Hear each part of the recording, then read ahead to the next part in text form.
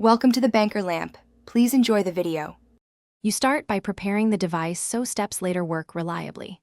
First, plug the Chromebook into power and keep it above 20% while you update or reset.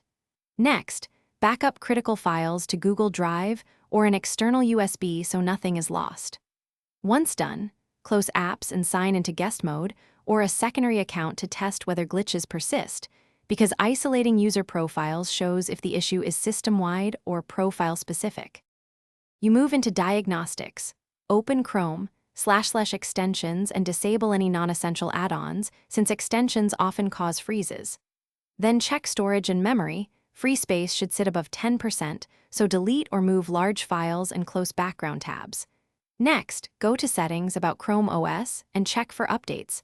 New builds often fix stability bugs. If drivers or firmware updates appear, install them and reboot. That step resets subsystems and frequently resolves intermittent glitches. You finish by trying a power wash if earlier steps fail.